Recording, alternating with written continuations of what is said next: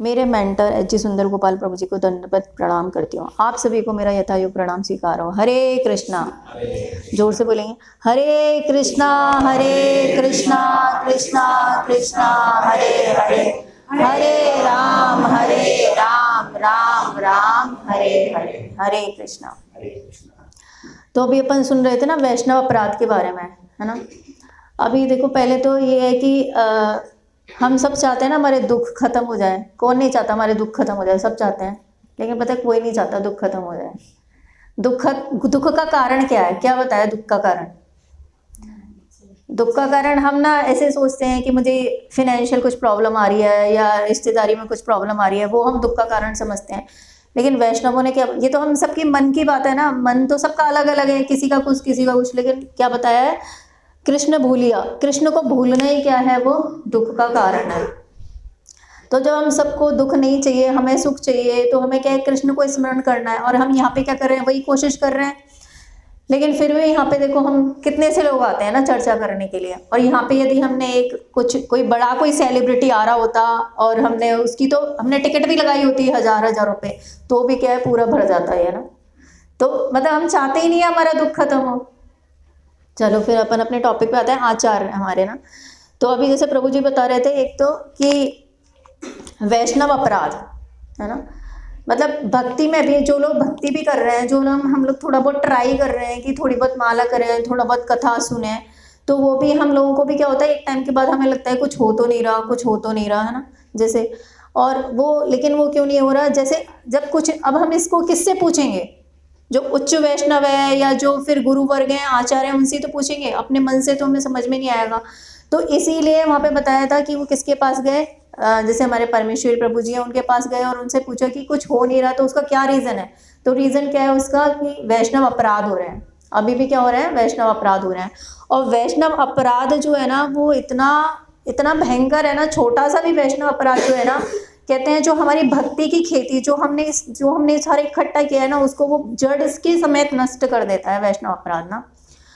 एक इसमें घटना आती है, रूप गोस्वामी। तो कौन, लास्ट क्लास में हमने सुना था रूप गोस्वामी के बारे में कि उन्होंने किसको प्रकट किया।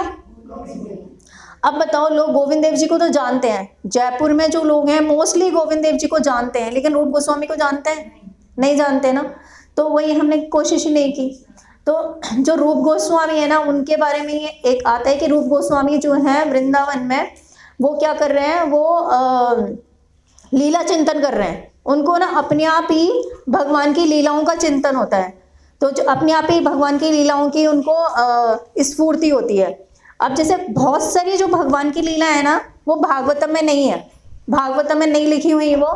लेकिन फिर वो कहाँ से आई? कितनी सारी, बहुत सारी भगवान की ऐसी लीलाएं जो हम सुनते हैं, लेकिन भागवतम में तो नहीं है। तो वो क्या है? इन गुरु वर्गों को, इन आचार्यों को जो स्फूर्ति हुई है, उनको जो चिंतन हुआ है, वहां से हमें वो सारी लीलाएं समझ में आई। तो रूप गोस्वामी जब लीला चिंतन कर रहे हैं एक बार, तो उनके सामने से एक जाते हैं खंज कृष्णदास, जो एक वैष्णव है वहीं पे, वो निकल रहे हैं, उनके सामने से निकल रहे थे। उस टाइम पे रूप गोस्वामी को क्या चिंतन हो रहा था? उनको चिंतन हो रहा था कि कृष्ण और राधा की लीला हो रही है, और राधा रानी, मतलब कृष्ण क्या करते हैं? कौतूहल बस राधा रानी को परेशान करते हैं ना। तो क्या करते हैं? राधा रानी वहाँ फूल चुनने आई है। जब फूल चुनने आई है, तो कृष्ण क्या करते हैं? उस डाली को थोड़ा सा झुका देते हैं। अब राधा रानी ने कृष्ण को नहीं देखा वहाँ पे, लेकिन वो डाली झुक जाती है, तो वो फूल चुन रही है उसमें से। अब जैसे ही राधा रानी क्या करती है, थोड़ा सा पैर ऊपर करके, ऊपर होके उस डाली को पकड़ के उसमें से फूल चुनती है, तो वो वहां से हट जाते हैं कृष्ण। तो वो डाली ऊपर हो जाती है और राधा रानी उस पर लटक जाती है। तो अब कृष्ण हंसते हैं। ये देख के रूप गोस्वामी को वहां पे हंसी आ जाती है, क्योंकि रूप गोस्वामी को क्या हो रहा है? उसका चिंतन हो रहा है। अब सामने से खंज कृष्णदास जो निकल रहे हैं, वो थोड़ा सा उनके पैर में कुछ ऐसा प्रॉब्लम है कि वो थोड़ा सा लंगड़ा के चलते हैं। तो उनको क्या लगता है कि ये मेरे ऊपर हंस रहे हैं। अब उन्होंने तो, रूप गोस्वामी ने क्या अपराध किया? बताओ, किया उन्होंने अपराध? वो तो रूप मंजरी, अपराध कर ही नहीं सकते, लेकिन हमको शिक्षा देने के लिए ये सारी चीजें हो रही हैं। तो रूप गोस्वामी ने कोई अपराध नहीं किया, लेकिन उसको अपराध मान लिया किसने? खंज कृष्ण दास जी ने उनको अपराध मान लिया कि ये मेरे को देख के इन्होंने हंसा है यहाँ पे। तो जब उन्होंने ऐसे ही जनक महाराज की सभा में ऐसे ही हुआ था ना, जब अष्टवक्र जी वहां पे आए, तो लोग वहां पे हंसने लग गए। तो अष्टवक्र जी ने क्या बोला? क्षमा रहे हैं सब, हे राजा, मैंने से तो सोचा था तुमने बड़े बड़े वैष्णवों को बुलाया है यहाँ पे, लेकिन यहाँ पे तो मैं सब चमार देख रहा हूँ। जब सब एकदम ऐसे शॉक हो गए, सब बड़े बड़े वैष्णव है कि हमें चमार बोल रहे हैं, क्यों? तो उन्होंने बोला इन सब की तो बुद्धि चमड़े में है, मेरे शरीर में इनकी बुद्धि है, तो ये सारे चमार है। तो उसी तरह से यहाँ पे खंज कृष्ण दास जी ने क्या ले लिया, उसको अपराध ले लिया। और उस अपराध से क्या हुआ, रूप गोस्वामी जी को जो लीला स्फूर्ति होती थी, जो उनको लीला दिखाई देती थी, वो दिखाई देना बंद हो गई। तो उन्होंने तो अपराध नहीं किया, लेकिन वैष्णव अपराध का बताया, इतना भयंकर होता है वैष्णव अपराध की आपकी जो भक्ति है, जितनी हमने थोड़ी, वैसे हम कुछ नहीं कर पाते ना, पूरे टाइम तो हमारा मन जो है संसार में लगा रहता है, फिर भी हम जो थोड़ा बहुत कुछ कर पा रहे हैं उसको भी वो जड़ समेत जो है वो खत्म कर देती है।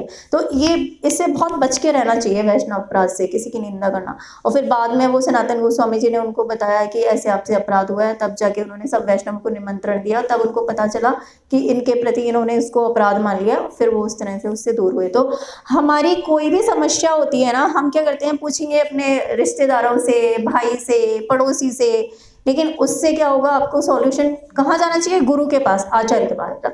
राजा दशरथ जी थे ना, जब उनको एक बार उन्होंने देखा पक गया है, तो उनको क्या लगा कि अब मुझे ये सन्यास लेके और अपना जो ये राज है वो किसको देना चाहिए, राम को देना चाहिए। तो वो कहाँ गए, वो ऐसे नहीं है कि पत्नी से सलाह करी, भाई से सलाह करी, सीधे किसके पास गए, गुरु के पास गए। तो इसलिए गुरु आचार वो हैं जो कि हमें वो मार्ग दिखाते हैं। देखो भगवान जो है ना, वो नहीं बताएगा आपको सेवा में ये त्रुटि कर दी, हमने उसको बिठा दिया, लाके बैठ गया, जैसे भोग लगा दिया, खा लिया उसने, वो नहीं बताएगा। कौन बताएगा, आचार्य बताएंगे, गुरुवर बताएंगे। और उनमें श्रद्धा होना, जैसे देखो जब त्रेता काल में एक बार त्रेता युग माई शंभु चले कुंभज ऋषि पाई, कि त्रेता युग में एक बार शिव जी ने सोचा कि हम कुंभज ऋषि जो अस ऋषि हैं उनके पास जाके हम भगवान के बारे में सुनते हैं। तो जब कुंभज ऋषि के पास आए शिव जी, संग चली जग जननी भवानी, तो यहाँ पे उस टाइम पे तो क्या बोला, सती को जग जननी भवानी। और वहां पे जाके जब उन्होंने, लेकिन जैसे ही वहां पे आए तो क्या हुआ, जो सती जी की थी उनकी उनमें जो गुरु में जो श्रद्धा है ना वो कम हो गई थोड़ी, तो कम हो गई, तो इसलिए उन्होंने क्या किया, फिर अपराध कर दिया उन्होंने, वहां पे वापस से गई और वो अपराध हो गया, राम जी वो सीता जी का वेश लेके। तो इसलिए गुरु में श्रद्धा होना बहुत जरूरी है। और गुरु को क्या माना है, जब हम जानेंगे ही नहीं ना हमारे गुरुवर कौन है, हमारे आचार्य कौन है, तो कैसे भगवान तक पहुंचेंगे। तो गुरु में श्रद्धा कैसे होगी, गुरु के बारे में जान के, है ना। तो जैसे अभी एक मैं छोटा सा एक दृष्टांत बताती हूँ मेरे गुरु का, हमारे गुरु का, जो मेरे गुरु हैं श्री भक्ति वेदांत श्रीधर महाराज जी, उनका एक छोटा सा ही दृष्टांत मैं बताती हूँ, फिर हम ये स्टार्ट करेंगे। देखो जैसे बोला है ना, आचार्य माम विजानिया, भगवान ने स्वयं बोला है गुरु को क्या मानो, मेरा ही स्वरूप मानो गुरु को, मेरा। लेकिन हम लोग ये पढ़ तो लेते हैं, लेकिन हम लोग उसको कभी आचरण में उस तरह से ला नहीं पाते, मतलब होता ही नहीं है गुरु में इतनी, गुरु में वो मर्द बुद्धि कर लेते हैं कि ये भी हमारी तरह से एक मनुष्य है। ये बहुत बड़ा अपराध है ना। गुरु जो है वो इस जगत के नहीं है, वो उस जगत से आए हैं, सिर्फ हमें हमारे उद्धार के लिए उस जगत से आए हैं गुरु ना।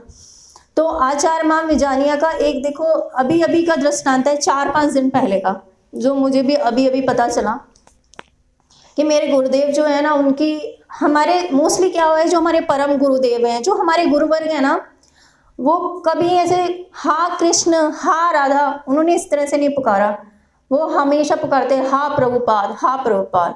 श्रीला भक्ति सिद्धांत सरस्वती महाराज जी को प्रभुपाद बोलते हैं, तो वो हमेशा हा प्रभुपाद ये कह के, हमेशा उनकी आंख है ना उससे हमेशा नम रहती थी। प्रभुपाद की ने जो किया है हमारे लिए, हम उसका कुछ बिल्कुल इतना सा भी हम उसको पे नहीं कर सकते वापस ना।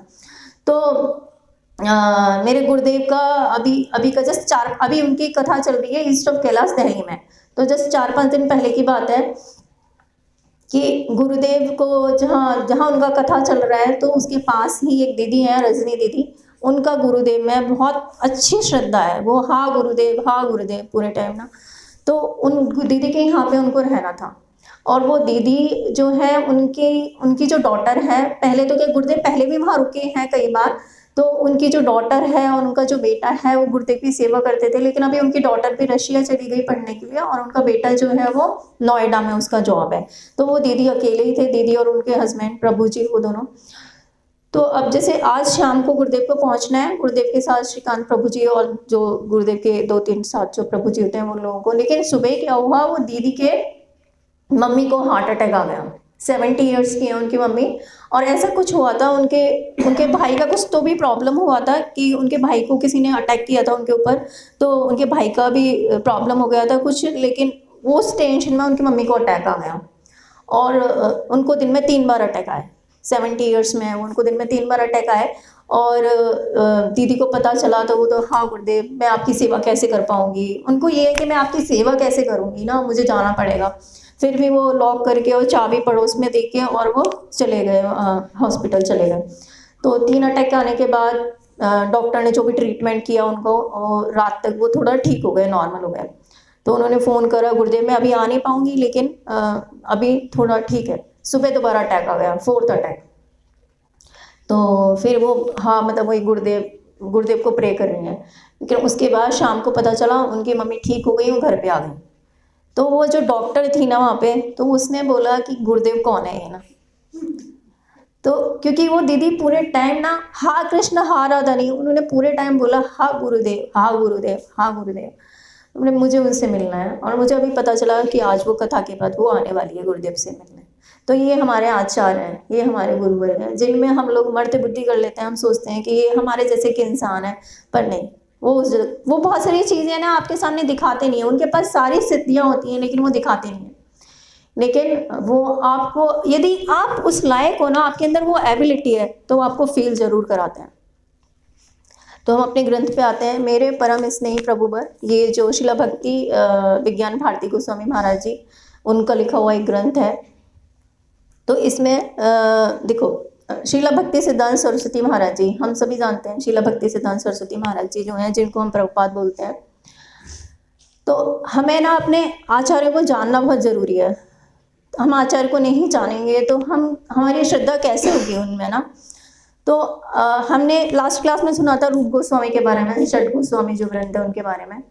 षट गोस्वामी वृंद के बाद फिर हमारे श्री नवास और नरोत्तम, जिनके हमने अभी सॉन्ग गाया था, वो सब आए। उसके बाद शिला विश्वनाथ चक्रवर्ती ठाकुर पाद आए, और फिर उसके बाद शिला जगन्नाथ दास बाबा जी महाराज।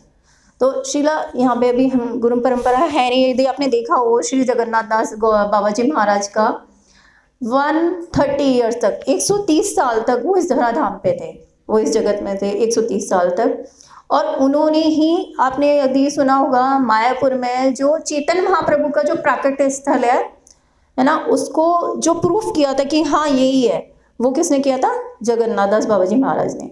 और वो जब उनका ओल्ड एज हो गया था, तो वो उनका एक जो सेवक था बिहारी, वो उनको एक ऐसे छप्पा टोकरी में लेके उनको उसमें बिठा के वो ऐसे चलते थे उनको लेके। तो देखो अभी हम बाहर से देखेंगे तो हमें क्या लगेगा कि भाई इनका जैसे हमारा सबका ओल्ड एज आता है, उनका भी ओल्ड एज आया, उनसे भी नहीं चला जा रहा। लेकिन जब कहीं कीर्तन होता था, वो उससे वहां से ऊपर से जंप करते थे और उसमें वो ऐसे डांस करते थे, किसी को लगता नहीं था कि ये इतना ईयर्स के उनको ये प्रॉब्लम है। तो इसलिए कहते हैं ना, वैष्णवी क्रिया मुद्रा हम अपने अकॉर्डिंग नहीं जान सकते, हम इसलिए हमें अपराध नहीं करना चाहिए।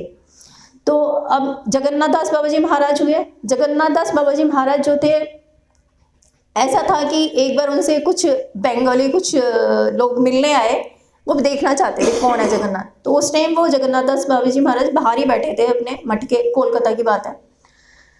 तो अभी वो ना अंदर नहीं गए हैं, बाहर ही वो बैठे हुए हैं, और उनको नहीं पता ये जगन्नाथ दास बाबा जी महाराज हैं। उन्होंने बोला कि हमें ना जगन्नाथ दास बाबा जी महाराज से मिलना है। तो जगन्नाथ दास बाबा जी महाराज के हाथ में झाड़ू था, तो वो झाड़ू को जोर जोर से जमीन पे मारने लगे। तो वो डर गए कि भाई हमसे क्या अपराध हो गया एकदम से ना। तब उन्होंने बोला कि भाई क्या अपराध हुआ हमसे? तो जगन्नाथ दास बाबा जी महाराज ने बोला कि नहीं, आपसे अपराध नहीं हुआ, ये तो वृंदावन में अमुक मठ के बाहर जो वृंदा का वन है, जो तुलसी वन है, उस तुलसी को बकरी खा रही थी तो मैं उसको मारा है।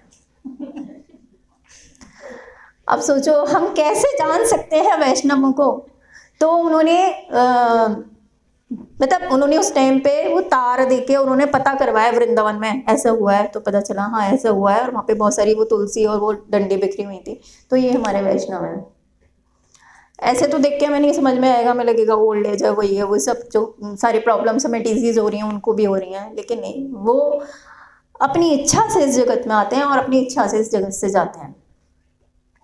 फिर जगन्नाथ दास बाबा जी महाराज के बाद शीला भक्ति विनोद ठाकुर, हम सब जानते हैं शीला भक्ति विनोद ठाकुर कौन है, कमल मंजरी है ना, भगवान की लीला में कौन है, कमल मंजरी। और उन्होंने एक हमें बहुत अमूल्य रत्न दिया, क्या, शीला भक्ति सिद्धांत सरस्वती प्रभुपाद।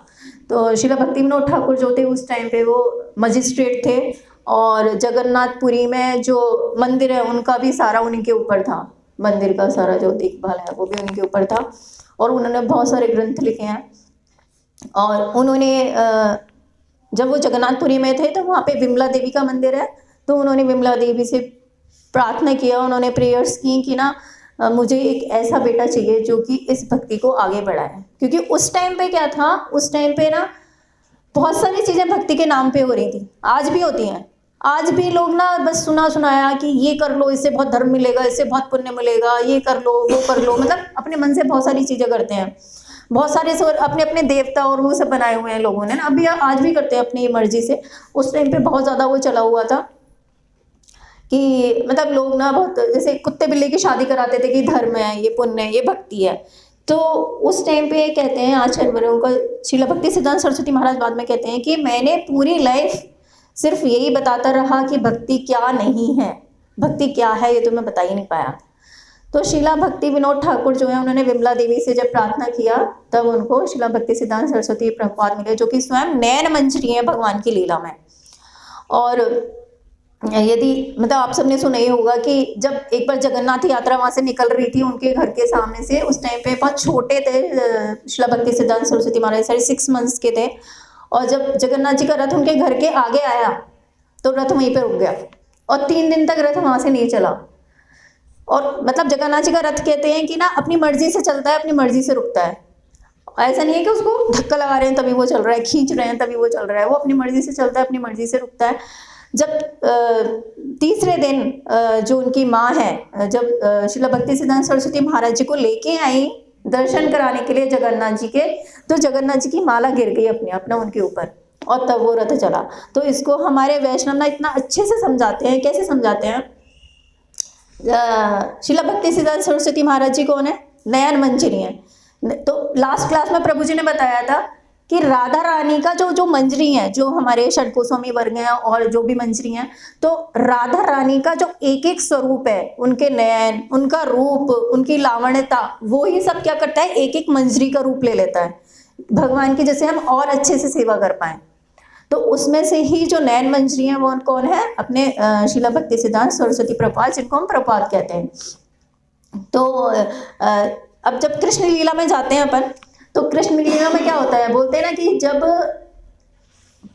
राधा रानी है ना जब सामने खड़ी है और जब कृष्ण एकदम आते हैं और कृष्ण जैसे ही राधा रानी की तरफ देखते हैं और राधा रानी की थोड़ी सी कटाक्ष उनके ऊपर पड़ती है, तो कृष्ण क्या करते हैं, उनकी माला गिर जाती है, वो अपने आप को संभाल नहीं पाते, पीताम्बर गिरने लगता है, गिरने लगते हैं। तब मधुमंगल कहते हैं संभाल संभाल, अभी सामने सारे दाऊ भैया सारे बड़े लोग खड़े हैं, गुरुवर्ग हैं सारे ना, संभल।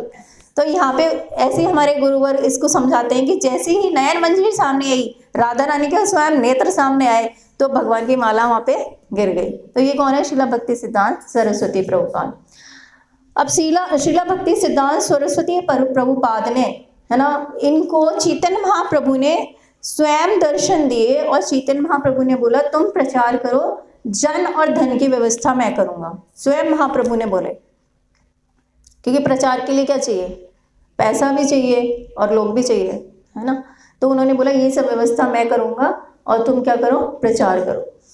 तो इसीलिए उनकी आर्मी में जितने भी लोग हैं, हमारे गुरुदेव से लेके जो शीला भक्ति प्रमोदपुरी गोस्वामी महाराज, शीला भक्ति रक्षक श्रीधर महाराज जी, शीला भक्ति विज्ञान भारती गोस्वामी महाराज जी, शीला भक्ति त्रिविक्रम गोस्वामी महाराज जी, शीला भक्ति सर्वसगिरी महाराज जी, जितने भी आचार्य वर्ग हुए हैं, जब महाप्रभु बोल रहे हैं कि मैं जन की व्यवस्था करूंगा, तो इसका मतलब क्या हुआ कि वो जो सेना है उसकी व्यवस्था किसने करी है? चैतन्य महाप्रभु ने करी है ना। तो उन्हीं के चैतन्य महाप्रभु की ही कृपा और उनकी शक्ति उनके अंदर है, अपनी वो सब डाल के उनको यहाँ पे भेजा है उन्होंने। तो शिला भक्ति सिद्धांत सरस्वती महाराज जी बोलते हैं अपना, उनको एक सॉन्ग है उसमें बोलते हैं कि वैष्णव के कि देखो, कुंती महारानी भी बोलती है, यहाँ पे ये बोल रहे हैं कि कनक कामनी प्रतिष्ठा, ये 3 चीज ऐसी हैं जो कि भक्ति में आगे नहीं बढ़ने देती। बहुत पैसे वाला जो है ना, ऐसे बहुत ही विरले लोग हैं जो कि बहुत पैसे वाले हैं और वो इस चीज को समझ रहे हैं कि मेरा असली हित किस में है ना। और कामिनी मतलब अपना घर परिवार काम, और प्रतिष्ठा, इसमें से भी कहते हैं कि ना कनक कामनी पे तो एक बार को फिर भी कंट्रोल कर सकता है, लेकिन जो प्रतिष्ठा की आशा है ना, बहुत मुश्किल है उससे पार पाना। हमें लगता है हमारे अंदर वो आशा नहीं है, लेकिन वो कहीं ना कहीं अंदर छुपी हुई रहती है। कुछ भी कर्म करते हैं उसके अंदर ना, तो वो करना, वो प्रतिष्ठा की आशा, और जब तक वो आशा रहेगी, अभी हमने पढ़ा था ना, तुम्हारे हृदय सदा गोविंद विश्राम, कि भगवान कहाँ विश्राम करते हैं? वैष्णव के हृदय में। क्यों करते हैं? हम कहाँ विश्राम कर सकते हैं? अगर मुझे सोना है, मैं कहाँ सो सकती हूँ? जहाँ पे क्या हो, शोर शराबा नहीं हो, है ना, बहुत ज़्यादा साउंड आ रहा है, बहुत ज़्यादा कुछ भी चल रहा है, तो हम भगदड़ इधर उधर, तो हम सो सकते हैं नहीं ना। तो भगवान भी ऐसे कहाँ विश्राम कर सकते हैं? जहाँ शांति हो। तो वो कहाँ पे है? वैष्णव के हृदय में, क्योंकि निर्मल मंजन सो मोहि पावा, मोहि कपट छल छिद्र न भावा। निर्मल जो मन है वो किसने का है? वैष्णव का है। तो यहाँ पे भगवान इसलिए वहाँ वैष्णवों के हृदय में विश्राम करते हैं क्योंकि वहाँ पे ये कामनाएं नहीं है, प्रतिष्ठा की कामना, कोई भी कामना नहीं है वहाँ पे, इसलिए भी। तो यदि हम भी चाहते हैं हमारे हृदय में गोविंद विश्राम करे, तो हमें धीरे धीरे धीरे धीरे ये मार्जन करना पड़ेगा। चेतो दर्पण मार्जनम, वो धीरे धीरे चलेगा ना। तो जहाँ प्रतिष्ठा की आशा नहीं होगी, तभी राधा कृष्ण का जो प्रेम है ना, वो हमारे अंदर आ सकता है, उनके प्रति प्रेम। अदरवाइज कितना भी कर लेंगे तो नहीं आएगा। तो अब जब इतना मुश्किल है भाई, ये प्रतिष्ठा की आशा मतलब जा ही नहीं सकती, तो फिर हम कैसे करें? तो यहाँ पे रघुनाथ दास गोस्वामी जो है ना, उन्होंने एक ग्रंथ लिखा है मन शिक्षा, जिसमें उन्होंने अपने मन को शिक्षा दी है, अपने मन को नहीं, हम सबको शिक्षा दी है। तो उस मन शिक्षा में वो बोलते हैं कि यदि इस प्रतिष्ठा की आशा से यदि पार पाना है ना, तो क्या करना पड़ेगा? वैष्णव के गुणगान करने पड़ेंगे। कितना इजी रास्ता बता दिया ना। क्या करना है? वैष्णवों के गुणगान। वैष्णवों के गुणगान मतलब उनके बारे में बताना है, उनके बारे में जानना है। तो इसीलिए ना शिला भक्ति सिद्धांत सरस्वती महाराज जी को जगन्नाथ दास बाबा जी महाराज ने बोला था, क्योंकि शिला भक्ति सिद्धांत सरस्वती महाराज जी है ना, वो बहुत इंटेलिजेंट थे, इसलिए उनको सरस्वती की उपाधि दी। मतलब हर चीज़ में, एस्ट्रोलॉजी, उनका इंग्लिश ऐसा था कि उस टाइम पे जो वो ब्रिटिशर्स थे वो नहीं समझ पाते थे उनका इंग्लिश ना, उनके लेक्चर जब होते थे उनको डिक्शनरी लेके बैठना पड़ता था। तो यहाँ पे क्या हुआ कि इनके जब हम गुणगान करेंगे, तो यहाँ पे शिला जगन्नाथ दास बाबा जी महाराज जी को पता था कि ये बहुत अच्छे एस्ट्रोलॉजर हैं। तो उन्होंने शिला भक्ति सिद्धांत सरस्वती महाराज जी को बोला कि आप एक पंचांग पत्रिका निकालो, जिसमें कि जितने भी हमारे गुरुवर्ग हुए हैं ना, जिन्हें हम बोलेंगे प्रभुपाद के जो सेनापति हुए हैं, जितने भी उनकी जो आर्मी है पूरी, उन सबके अपीयरेंस डे और डिसअपीयरेंस डे के बारे में लिखो कि कब किसका हुआ है। जैसे एटलीस्ट उनके जो अपीयरेंस और डिसअपीयरेंस डे पे तो हम कम से कम उनके बारे में पढ़ेंगे, और उस डे पे उनके बारे में नहीं पढ़ना भी एक अपराध है ना। उस डे में यदि उनकी ग्लोरीफाई नहीं करें हम, तो ये भी एक अपराध है। और रघुनाथ दास गोस्वामी क्या कहते हैं, यही तरीका है जिससे कि हम इससे, क्योंकि जब आप देखोगे ना सामने कि उन्होंने क्या किया है, तब हम धीरे धीरे शायद हमारे अंदर से वो जो है वो निकल सके। अदरवाइज मन को कंट्रोल करना तो बहुत मुश्किल है ना। तो अर्जुन तो खुद ही बोल रहा है भगवद गीता में कि मैं हवा को कंट्रोल कर सकता हूँ, चंचला ही मना कृष्णा, ये मन इतना चंचल है, मैं इसको कंट्रोल नहीं कर सकता। इसके एक स्टोरी बताती हूँ। उपनिषद में एक स्टोरी आती है कि एक बार एक आदमी जो है वो जा रहा होता है अपने बिजनेस के काम से, बाहर जाता है, उसको रात हो जाती है। तो रात में वो एक ऐसे जंगल टाइप्स ऐसे जगह पे जाता है, तो वहाँ पे एक सराय होती है जिसमें उसका जो केयर टेकर होता है उनको बोलता है कि मैं रात यहाँ बिता सकता हूँ। तो बोलते हैं ठीक है आप बिता सकते हो, ये बनाई इसीलिए है और सब भगवान का है सब कुछ, तो आप यहाँ पे रात बिता सकते हो। तो खुश हो जाता है कि चलो जगह तो मिल गई मुझे ना। अब वो बोलता है कि ना मेरा एक ऊँट है वो यहाँ पे रुक सकता है कि हाँ, आप बाहर उसको बांध दो अपने ऊँट को ना। अब वो बाहर जाता है और वो दिखता है कि वो हमेशा ऊँट को ऐसे बाबा बाबा ऐसे करके उसको बिठाता था, लेकिन अभी वो एक रस्सी से उसको मानता था, लेकिन वो रस्सी लाना भूल गया। तो लेकिन वो बहुत उसको अपने साउंड से बोल रहे कि बैठ जा, पर वो नहीं बैठ रहा है। तो अंदर जाता है कि एक प्रॉब्लम हो गई कि वो ना ऊँट जो है वो बैठ नहीं रहा। तो वो जो केयर टेकर होता है वो उसको बोलता है जैसे डेली बिठाते हो वैसे बिठा दो, कि हाँ वैसे ही बिठा, मतलब अभी मैं रस्सी नहीं लाया क्या, डेली मैं रस्सी से उसको बांधता हूँ और ऐसे बिठाता हूँ। तो फिर बोलता है जैसे डेली बिठाते हो वैसे बिठा दो। बोलता है अरे आपको समझ में नहीं आ रहा, मैं रस्सी नहीं लेके आया हूँ, मैं रस्सी से बांधता हूँ उसे। अच्छा क्या करते हो? बोले डेली मैं उसके गले में रस्सी डालता हूँ और उसके दूसरे छोर को अपने पैर के नीचे दबाता हूँ और एक कीला लेता हूँ, उस कीला से उसको वहाँ पे ऐसे ठोकता हूँ और उससे उसको बांध देता हूँ और वो फिर उसको अपने आवाज़ में बोलता हूँ तो वो बैठ जाता है। बोले आज भी ऐसे ही करो। बोले रस्सी नहीं लाया, मैं क्या करूँ, बता रहा हूँ आपको मैं रस्सी नहीं लाया, यही तो मेरे साथ प्रॉब्लम हुई। तुम सिर्फ इशारा करो, एक्शन करो, जैसे डेली करते हो वैसे ही करो। बोले इससे क्या होगा? बोले जाओ करके तो देखो। वो जाता है, वो वैसे ही एक्शन, रस्सी नहीं है पर वो वैसे ही एक्शन करता है और सारा ऐसे ही बोलता है और ऊँट बैठ जाता है। तो बहुत अच्छा हो गया, सो जाता है आराम से जाके। दूसरे दिन उठता है, तैयार होता है कि अब मेरे को जाना है। अब वो ऊँट को उठाता है, ऊँट उठता ही नहीं है। वापस से जाके बोलता है, अब उसको तो याद नहीं रहा ना कि भाई मैंने एक एक्शन किया था यहाँ पे, उसको याद नहीं रहा, बैठा है अभी, कुछ रस्सी वस्सी तो बंधी नहीं हुई, खड़ा करते नहीं होता खड़ा। तो केयर टेकर को बोलता है, केयर टेकर ने बोला जैसे रोज खोलते हो वैसे ही खोलो। अब उसको समझ में आता है, वो वैसे ही उसको बोलता है सारी चीज, देख मैंने ये हटाया यहाँ से, ये किया और ये देख ऐसे करके, और उसको खड़ा किया और वो चल दिया, चला गया उसको लेके। तो इसी तरह से ये ऊँट जो है ना, ये क्या है? हमारा मन।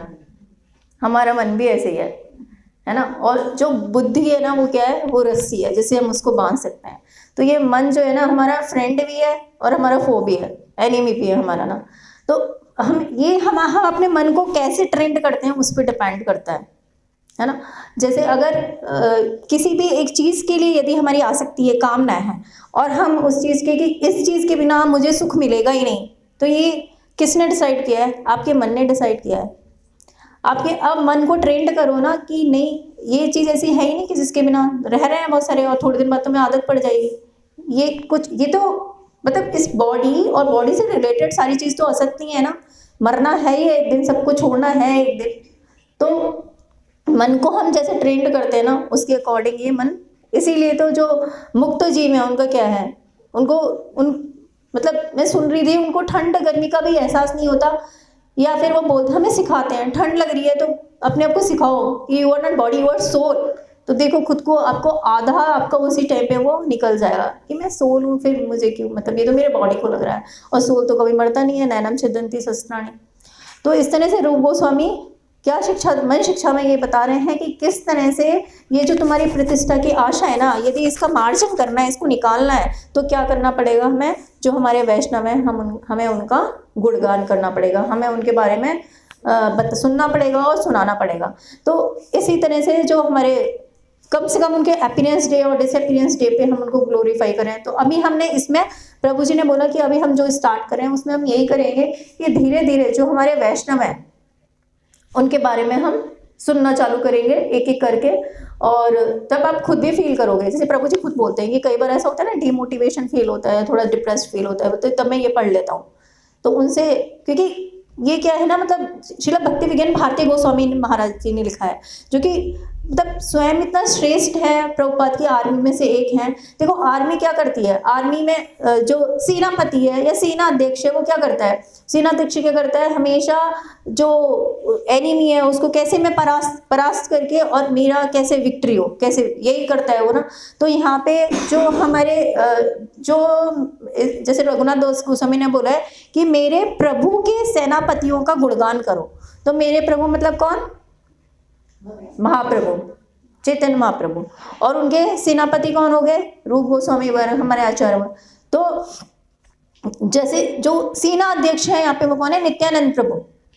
तो नित्यानंद प्रभु सारी चीज, वो इतने दयालु है ना, मतलब सबसे पहले कहते हैं ना नित्यानंद प्रभु ने, देखो यहाँ पे लिया है ना कि you just accept holy name, then Nityananda Prabhu will be responsible for taking you across this material world. तो वो इतने दयालु है ना कि जस्ट आप अगर भगवान का नाम लेते हो, वो कहते हैं तुम एक बार गौरंग बोल दो, मैं बिक जाऊंगा उस पर, इतने दयालु हैं वो। तो इसलिए हमें स्टार्ट ही किससे करना है? नित्यानंद प्रभु से। वैसे भी वो आदि गुरु हैं, और उनकी जब मर्जी हमें मिलेगी ना, तब हमें महाप्रभु की मिलेगी, महाप्रभु की मिलेगी तो हमें राधा कृष्ण की मिलेगी, है ना। तो इसी तरह से वो क्या कर रहे हैं? हमेशा रक्षा कर रहे हैं। और सेनापति कौन है? रूप गोस्वामी हो गए, रूप गोस्वामी सेनापति क्या करता है, सारी बात जो है अपने राजा की सारी बात मानता है ना। रूप गोस्वामी को क्या आदेश मिले थे, सट गोस्वामी प्रभु को क्या आदेश मिले थे कि क्या करना, लुप्त तीर्थों का उद्धार करना। जो वृंदावन है पूरा विलुप्त हो गया है, वहाँ पे जो भगवान की लीला स्थली हैं उनको दोबारा खोजना, जो वैष्णव ग्रंथ हैं उनका क्या करना, वो लिखना, जिससे लोग जानेंगे कि भक्ति क्या है। तो यही किया उन्होंने रूप गोस्वामी के। इतने सारे जो ग्रंथ हैं क्यों लिखे, भक्ति रसामृत सिंधु है, उसमें बताया ना भक्ति क्या है। भक्ति रसामृत सिंधु में केवल प्रेम तक नहीं है, उससे पहले तो दुनिया क्या जानती थी, केवल प्रेम, प्रेम के ऊपर कुछ नहीं है, लेकिन उन्होंने उसमें बताया ना प्रेम के ऊपर की भी जो अवस्थाएं उन्होंने बताई हैं, स्नेह, मादन मोदन, जो भी वो है ना अवस्थाएं सारी, अनुराग, ये सब ना। तो उज्ज्वल नीलमणि है उनका ना, ललित माधव, विदग्ध माधव, जो उन्होंने नाटक लिखे हैं बहुत सुंदर सुंदर, उनमें भगवान राधा कृष्ण की बहुत सुंदर सुंदर लीला है। तो यदि रूप गोस्वामी वर्ग नहीं, ये सब नहीं होते, ये सब हमें नहीं बताते, हम इनके बारे में नहीं जानेंगे, तो कैसे हमें श्रद्धा होगी। मतलब हम देखते हैं ना मोस्टली लोग हाँ राधा कृष्ण को जानते हैं, लेकिन छठ गोस्वामी को नहीं जानते, जिनकी वजह से हमें राधा कृष्ण मिले हैं। तो अब हम क्या यही ट्राई करेंगे धीरे धीरे हर क्लास में हमने अपने आचार्यों को जाने, और आचार्यों को जान के तभी क्या होगा, थोड़ा बहुत हमारे अंदर जो महाप्रभु के प्रति प्रेम है वो थोड़ा बहुत हमें मिलेगा, और तभी हम जो है राधा कृष्ण की प्रेम का कुछ कण का मात्र हम अपने अंदर ला सकेंगे। इतना ही बोल के मैं अपनी वाणी को विराम देती हूँ। हरे कृष्णा, हरे कृष्णा।